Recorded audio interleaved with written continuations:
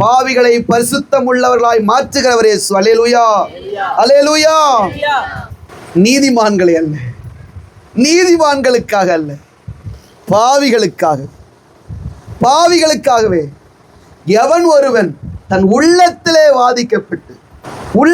வாதிக்கப்பட்டு Solomon ராஜா ஒரு ஆலயத்தை கட்டினார். அவர் ஒரு பெரிய ஜெபம் பண்ணார். ஆண்டவரே, இதை பிரதிஷ்டை செய்கிறோம். அப்போ அவர் நிறைய காரியங்களை சொல்லுவார். அப்போ ஒன்று சொல்லுவார், ஆண்டவரே, யாராவது ஒரு மனிதன் உம்முடைய ஆலயத்தில் ஓடி வந்து தன் இருதயத்தின் வாதையை உணர்ந்தால், தன்னுடைய இருதயத்தின் வாதையை உணர்ந்து உம்மிடத்தில் ஜெபிக்கும் பொழுது அவனுடைய பாவங்களை மன்னித்து அவனை கேட்டருளுவீராக அப்படின்னு சொல்ல.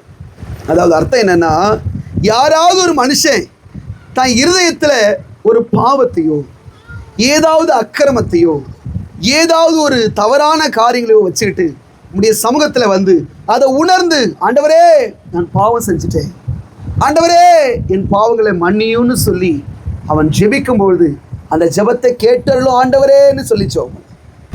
யாரை தேவன் கேட்பார்? யாரை கேட்கிறார்? யாரை அவர் தேடுகிறார்?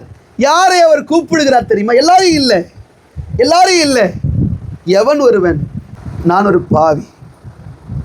பாவி, நான் ஒரு நீசன், நான் ஒரு தவறானவன், நான் அக்கிரமம் செய்தவன், நான் அநியாயங்கள் செய்தவன், எனக்கு மன்னிப்பு உண்டா, என் பாவங்களை மன்னிக்க யாராவது இருக்கிறாங்களா அப்படின்னு கேட்கிறவங்களுக்கு தான் ஒரு விலாசம் கொடுக்கப்படுகிறது. இயேசு.